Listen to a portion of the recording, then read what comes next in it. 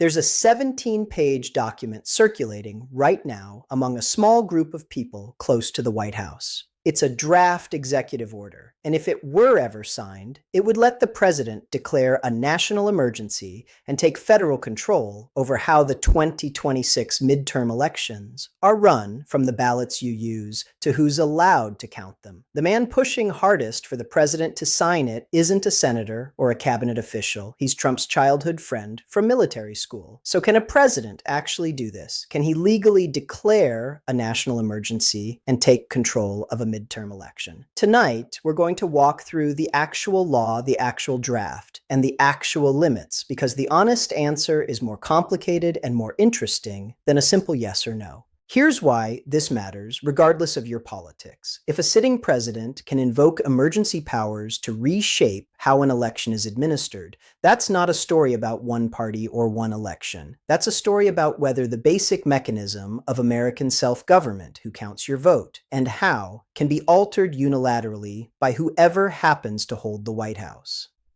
That question outlives any single administration, which is exactly why the legal answer here matters more than the political noise around it. My name is David Whitmore, Chief International Analyst for Breaking News Analysis. Tonight, we're breaking down the draft order itself, the legal theory behind it, why constitutional experts across the spectrum say it doesn't hold up, and why the president himself has already denied even considering it, twice, publicly.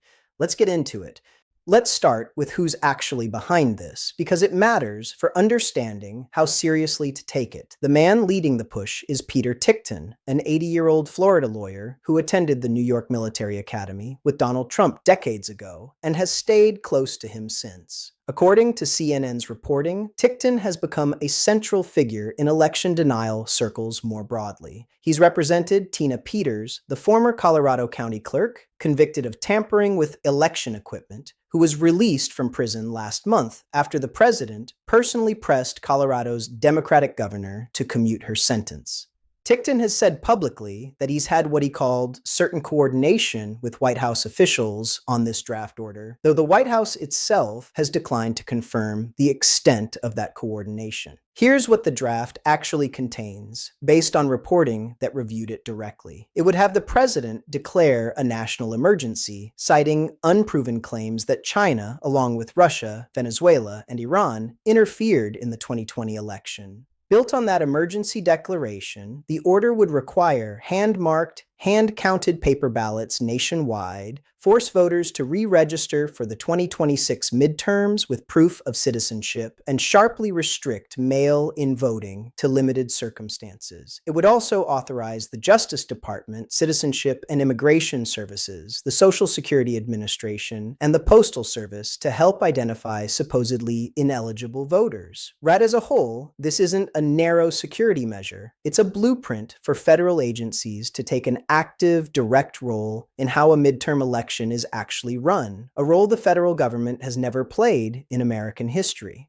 Now hold on, because there's a legal hook buried in this draft that's worth understanding on its own, because it tells you something about how this argument is actually constructed. According to reporting on the plan, the draft leans on a law called the International Emergency Economic Powers Act, or IEEPA, as its legal foundation. That's the same law presidents have used for decades to freeze the assets of foreign adversaries or sanction hostile governments. Elizabeth Goitain, a legal expert who has reviewed the draft, pointed out plainly that IEEPA is fundamentally about economic sanctions and property in which a foreign actor has a genuine ownership interest. In her words, nothing in that law would allow for the seizure of voting machines owned and operated by state or local election authorities. In plain terms, the legal tool being proposed here was built to freeze a foreign dictator's bank account, not to let a president take over how American counties count paper ballots. That's not a minor technical objection. It goes to the heart of whether this entire plan has any real legal foundation at all, as opposed to simply using the language of a national emergency to create the appearance of legal authority where none actually exists.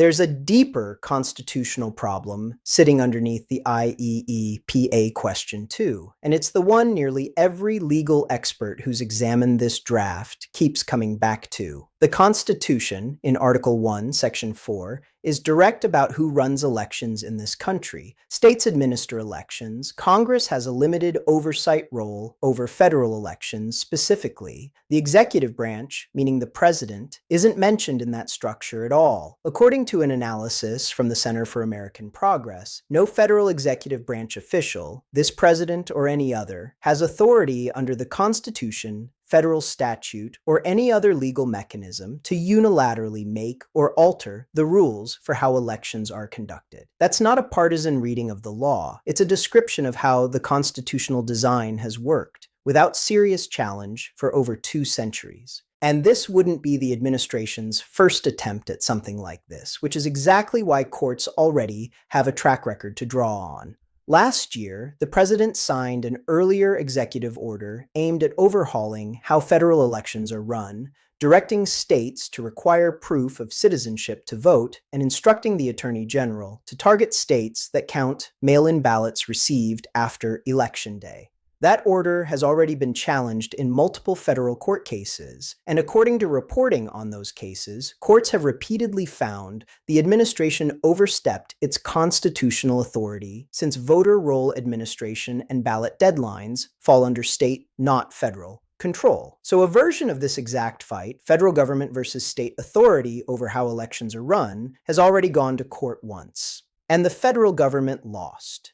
There's an even more instructive precedent, though, and it doesn't come from election law at all. It comes from the president's own first term over a completely different issue, and it tells you exactly how a national emergency declaration actually plays out in practice, mechanically, once it's signed. In February of 2019, facing a Congress that had refused to fund a border wall, the president declared a national emergency under the same National Emergencies Act that would presumably be used here. Congress responded almost immediately. The House voted 245 to 182 to terminate the declaration. The Senate agreed 59 to 41, including several Republican senators who crossed party lines. Under the law, that's supposed to be a real check, but the president vetoed that joint resolution, and neither chamber had the 2/3 majority needed to override a veto. The result, the emergency stayed in effect for more than a year, well past the point Congress had formally said it disagreed with it. That sequence matters enormously for understanding tonight's question, because it shows that Congress's power to stop a national emergency declaration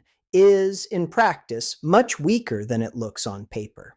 The National Emergencies Act does give Congress an expedited path to terminate an emergency, a joint resolution that must move out of committee within 15 days and get a floor vote within 3 days after that. But that fast-track process still ends at a presidential veto, and overriding a veto requires 2/3 of both chambers, a bar that's rarely met on a party line issue. In the border wall case, it eventually took separate litigation over the specific funds being redirected, not the emergency declaration itself, to actually limit what the administration could do. And even then, a federal court in Texas capped the funding rather than erasing the emergency altogether. Now hold on, because this is where the story gets more complicated than a simple legal verdict. There's one more piece of legal precedent worth knowing, because legal scholars keep citing it whenever this kind of question comes up, and it's more than 70 years old. In 1952, the Supreme Court decided a case called Youngstown Sheet and Tube Company versus Sawyer, sometimes called the Steel Seizure case. President Truman, during the Korean War, tried to seize control of steel mills to keep them running during a labor strike, arguing it was necessary for national security. The Supreme Court said no, ruling that without a specific statute authorizing that exact action, the president's own sense that an emergency existed wasn't enough on its own. That case has stood for decades as the clearest signal that a president's emergency powers aren't some kind of blank check that exists just because he says an emergency is real. They're limited to whatever Congress has specifically delegated through statute and nothing more. That's precisely why the choice of IEEPA in this draft order matters so much, and why Gotein's critique lands as hard as it does. Since Congress passed the National Emergencies Act in 1976, presidents have declared more than 50 separate national emergencies. But declaring an emergency on its own doesn't hand the president new powers out of thin air. It simply unlocks a specific list of dormant statutory authorities that Congress already wrote into other laws, authorities that only become available once an emergency is formally declared. The draft order's entire strategy depends on IEEPA being one of those authorities and being broad enough to cover voting machines. If it isn't, and Gotein's reading suggests it clearly isn't, then the emergency declaration itself would unlock essentially nothing relevant to actually controlling how ballots get cast or counted. That's the question that actually matters here, and the answer requires looking past the legal theory and toward the political motivation underneath it. Tickton's own justification for all of this rests on a claim that has already been directly examined and rejected by the president's own intelligence community. According to the official, unclassified intelligence assessment released after the 2020 election, multiple countries did attempt to influence public opinion around that race. But the same assessment concluded explicitly that no country attempted to alter any technical aspect of the voting process in the 2020 election, including voter registration, casting ballots, vote tabulation, or reporting results. That finding hasn't been reversed by any subsequent official investigation. Tickton, despite that, has pointed to the recent capture of former Venezuelan leader Nicolas Maduro as something he believes will eventually vindicate his broader theory, a claim that remains entirely speculative and unconnected, so far, to any evidence about the 2020 or 2026 elections specifically. Here's what nobody covering this story enough is asking directly: does the president himself actually want this? Because his own public answer so far has been no. When a reporter from PBS News asked him directly about the draft order in late February, his response was, "Who told you that?"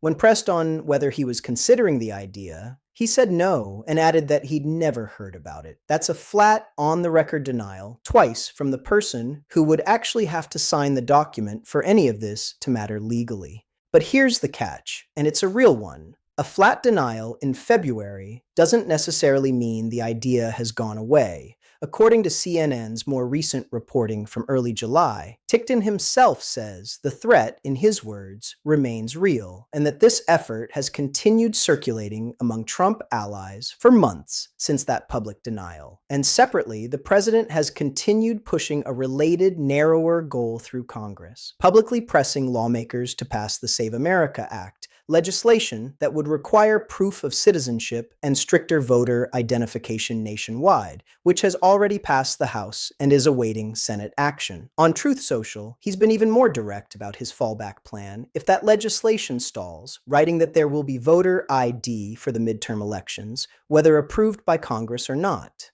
It's worth understanding why the Save America Act matters so much to this story, even though it's a bill working through normal legislative channels rather than an emergency declaration. If it passes the Senate, it would give the administration much of what the draft executive order is trying to achieve: proof of citizenship requirements and stricter identification rules, but through the legitimate, constitutionally sound process of actual legislation, rather than a legally contested emergency declaration. In that sense, the bill functions as the lawful off-ramp from the more extreme option. Its fate in the Senate over the coming weeks may end up being the single clearest signal of whether the emergency order path gets pursued more seriously or quietly shelved. That's the real story underneath the dramatic 17-page emergency order. Even if this specific draft never gets signed, and even if the president continues denying he's considering it, the underlying goal, direct federal involvement in how the midterms are run,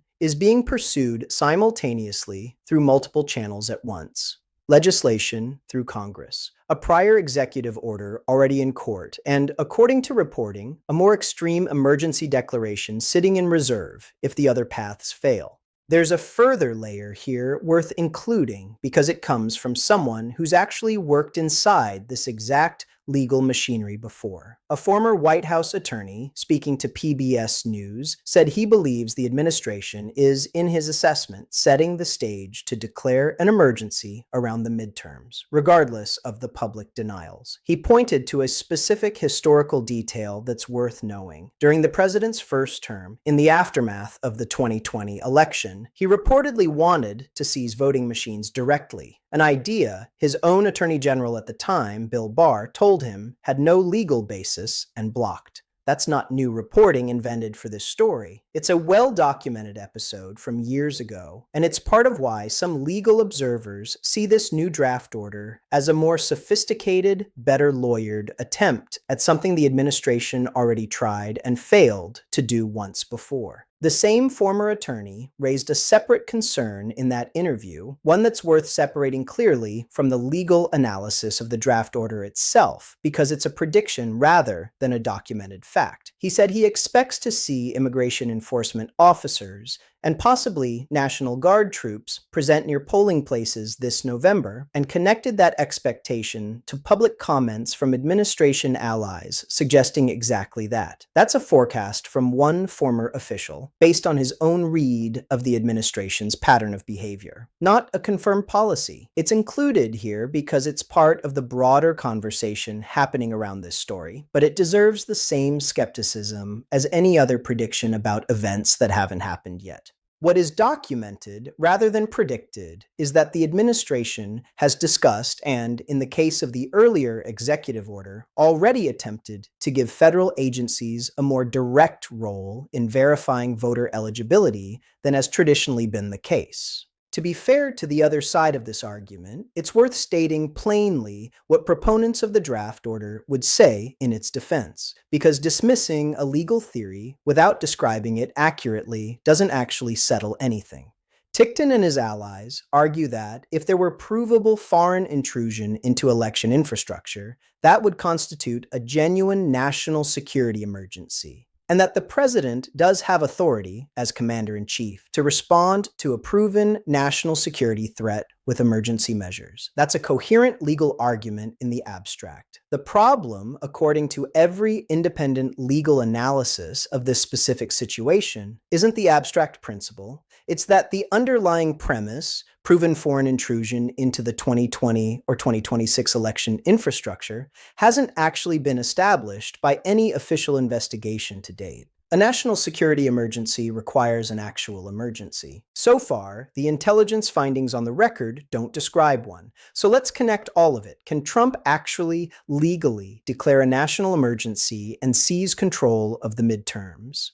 Based on the constitutional structure, the specific law being proposed as the legal hook, and the track record of a nearly identical executive order already losing in federal court, the honest answer from the legal experts who've examined this is no, not under the legal theory currently being circulated. The Constitution reserves election administration to the states. IEEPA doesn't cover state-owned voting equipment, and the underlying factual claim, unresolved foreign interference in 2020, has already been directly contradicted by the government's own intelligence assessment. But here's the paradox worth sitting with as we head toward November. Something being clearly unconstitutional and something being politically impossible are not the same thing. Courts move slowly. An executive order takes effect the moment it's signed, and undoing it requires litigation that can take weeks or months, well past the point where an election has already been disrupted. That's precisely why legal scholars aren't treating this as a settled non-issue just because the legal theory is weak. A legally vulnerable order can still cause real chaos before any court has the chance to strike it down, and in a midterm election with tight timelines, chaos itself can function as a form of interference, whether or not the underlying order ultimately survives judicial review. So who wins and who loses if something like this actually gets signed, even temporarily? In the short term, an administration facing difficult midterm polling gains something valuable regardless of the ultimate legal outcome. delay, confusion, and a disrupted timeline in states where that could matter most. The clearest loser, if this scenario plays out, isn't really either political party. It's the ordinary voter in a county suddenly told, weeks before an election, that the rules for how their ballot gets cast or counted have changed, with limited time to understand what that actually means for whether their vote counts at all. Here's what to watch in the weeks ahead.